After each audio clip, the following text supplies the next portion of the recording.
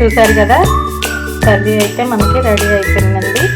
మీరు కూడా ఒకసారి ఇలా చేసి చూడండి, చాలా బాగుంటుంది. బీరకాయ పచ్చిశనగపప్పు ఎవరు ఇంట్లో వండుకుండేది, అయితే ఇలా చేసి చూడండి, చాలా చాలా బాగుంటుంది, టేస్టీగా ఉంటుంది. ప్లీజ్ లైక్ చేయండి, సబ్స్క్రైబ్ చేసుకోండి, షేర్ చేయండి. ప్లీజ్ మా ఛానల్ అనేది కొంచెం ఇంకా రీచ్ అయ్యేలాగా మాత్రం అది మీ చేతుల్లోనే ఉంది. ప్లీజ్ సబ్స్క్రైబ్ చేసుకోండి. పదే నేనైతే చెప్తున్నాను. మాలాంటి వాళ్ళు కొత్తగా ఛానల్ ఓపెన్ చేసిన వాళ్ళకి, మీలాంటి వాళ్ళు కొంచెం మాకు సపోర్ట్గా ఉంటే మేము ఇంకా మంచి వీడియోస్ మీకు ఇంకా డిఫరెంట్ స్టైల్లో మీకు మేము అందిస్తామండి వీడియోస్. ప్లీజ్ లైక్ చేయండి. ఇప్పుడు కర్రీ ప్రిపేర్ చేసేద్దాం రండి. ఇప్పుడు తాలింపు గింజలు వేసుకోవాలి. ఆవాలు, జీలకర్ర, పచ్చిశనగపప్పు ఇవన్నీ కలిపి ఇవి వేగిపోయినాక సన్నగా తరిగి పెట్టుకున్న ఉల్లిపాయలు వేసుకుందాము.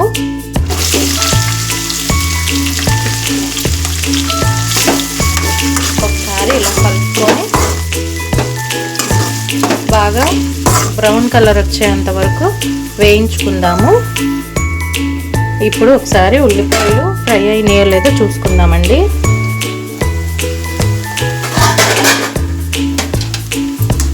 ఉల్లిపాయలు కొంచెం ఫ్రై అయినాయండి. ఆయిల్ చూసారా, ఉల్లిపాయలు ఫ్రై అయ్యి ఎలా పైకి తేలుతుందో. మనకి ఇలా పైకి తేలింది అనుకుంటే మాత్రం ఇప్పుడు టమాటా ముక్కలు వేసుకుందాం. నేను 3 టమాటాలు తీసుకున్నానండి. కేజీ బీరకాయలకి 3 టమాటాలు, 3 ఉల్లిపాయలు తీసుకున్నాను. మనకి గ్రేవీ ఎక్కువ కావాలి అనుకుంటే మాత్రం ఎక్స్ట్రా తీసుకుంటాం. ఒకసారి కలుపుకుందాం. దీంట్లో కొంచెం సాల్ట్, కొంచెం పసుపు వేసేసుకుందాము. టమాటాల్లో ఏంటంటే ముందు కొంచెం సాల్ట్, కొంచెం పసుపు వేస్తే ఏంటంటే టమాటాలు పచ్చివాసన పోయి ముక్క అనేది మనకి మగ్గుతుంది. ఆ ఉప్పు వేసినాక ఆ టమాటాలు అనేది మగ్గుతుంది బాగా. ఇప్పుడు కొంచెం మగ్గనిద్దాము. ఇప్పుడు మూత పెట్టేసుకుందాం. ఇప్పుడు ఒకసారి చూసుకుందామండి టమాటా మగ్గిందో లేదో. చూసారు కదా, టమాటా చక్కగా మగ్గిపోయింది. టమాటా కూడా చక్కగా మగ్గిపోయి నూనె అనేది పైకి ఇలా వస్తుంది. చూసారా, మనకి నూనె అనేది ఇలా వస్తేనేనండి బాగా మగ్గిపోయినట్టు. ఇప్పుడు మనం సన్నగా తరిగి పెట్టుకున్న కేజీ బీరకాయలు తీసుకుంటున్నాను నేను.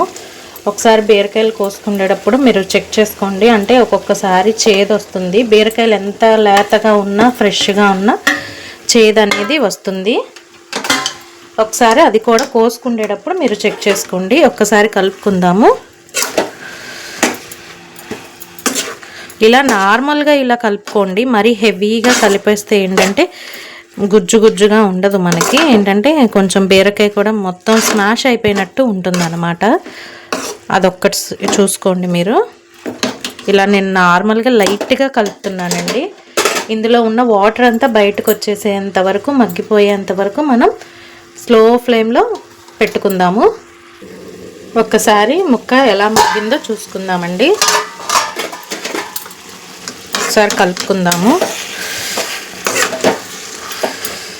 చూసారు కదా, ఇప్పుడిప్పుడే వాటర్ కొంచెం మనకి వస్తుంది. వాటర్ అంతా బయటకు వచ్చేసి ముక్క మొత్తం మగ్గితేనే బీరకాయలో ఉన్న రుచి మొత్తం బాగుంటుందండి.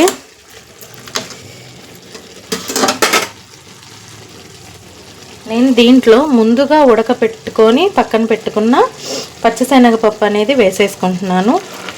అంటే ఆ వాటర్లో ఇంకొంచెం ఉడుకుతుంది అని చెప్పి నేను మళ్ళీ ఆ వాటర్లోనే వేసేస్తున్నాను. కొంచెం ఇలాగే పెట్టేసుకుంటున్నాను. అంటే ఉడికింది కాబట్టి కొంచెం పైన ఆ ఆవిరికి కొంచెం ఉడుకుతుంది అని వేసుకున్నానండి. ఒకసారి చూసుకుందామండి మళ్ళీ.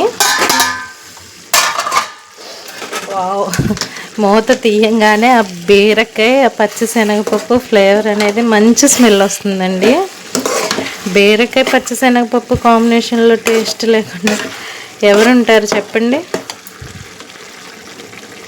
చక్కగా బీరకాయ పచ్చిశనగపప్పు అంటే ఇష్టం లేని వాళ్ళంటూ ఎవ్వరూ ఉండరు కదా. నాకైతే భలే ఇష్టం అండి.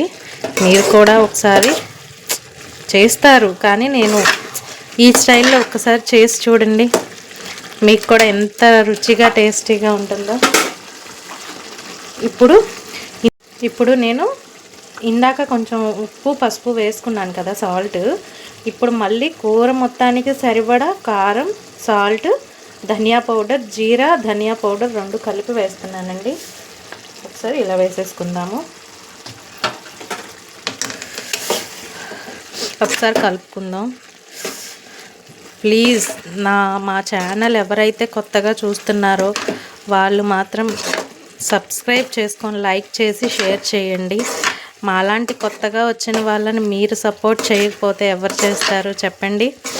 ప్లీజ్ కంపల్సరీగా వాచ్ మై ఛానల్, లైక్ చేయండి, షేర్ చేయండి, సబ్స్క్రైబ్ చేసుకోండి. అలాగే మా వంటల్లో మీకు ఏమన్నా నచ్చలేదు, చిన్న చిన్న ఏమన్నా మిస్టేక్స్ ఉన్నాయి అంటే కామెంట్ సెక్షన్లో కామెంట్ చేయండి. డెఫినెట్గా దాన్ని క్లియర్ చేసుకునే ప్రయత్నం నేను చేస్తాను. ఇప్పుడు ఈ వాటర్ ఏంటంటే, ఇందాక పచ్చిశనగపప్పు మనం పెట్టుకున్నాం కదా, ఆ వాటర్ అనేది నేను వేస్ట్ చేయకుండా ఆ వాటర్ దీంట్లో ఇలా పోసేసుకుంటున్నాను. ఇంకా ఎక్స్ట్రా నార్మల్ వాటర్ అయితే నేనేం పోయట్లేదండి, ఈ వాటరే నేను వేసుకుంటున్నాను. అంటే ఆ వాటర్ పచ్చిశనగపప్పు ఉడికింది కాబట్టి ఆ టేస్ట్ అనేది దాంట్లోనే ఉంటుంది కాబట్టి అందుకే నేను ఆ వాటర్ పడేయలేదండి. ఇప్పుడే కదా, నేను ఎప్పుడు పడేయను. మీరు కూడా ఆ వాటర్ ఒక్కసారి చూడండి, వేసి చూస్తే కానీ అప్పుడు బాగుంది. ఆ వాటర్తోని చారు కూడా పెట్టుకోవచ్చు మనం, చింతపండు చారు. దాంట్లో కొంచెం చింతపండు, ఒక టమాటా వేసుకొని కూడా అవి చారులా పెట్టుకోవచ్చు మనం. ఇప్పుడు మనం మూత పెట్టేద్దాము. ఉందామండి మన కర్రీ ఎంతవరకు వచ్చిందో. చూసారు కదా, నూనె అంతా ఇప్పుడిప్పుడే పైకి ఎలా తేలుతుందో.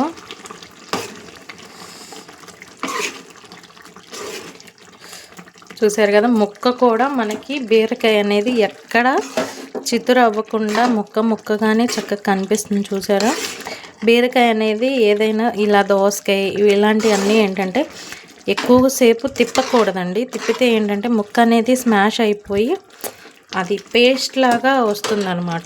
ఇవన్నీ మనం వాటర్కి సంబంధించినవి కాబట్టి కొంచెం లైట్గా కలుపుకుంటే చాలు. ఇప్పుడు కొంచెం నేను కొత్తిమీర వేసుకుంటున్నాను. ఇంకా ఫైనల్గా మన కర్రీ ఎంతవరకు వచ్చిందో చూసి స్టవ్ ఆఫ్ చేసుకుందాం.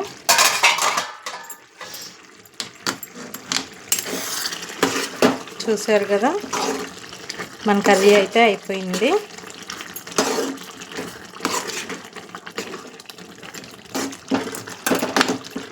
ఇంకా స్టవ్ ఆఫ్ చేసుకుందాం మనం.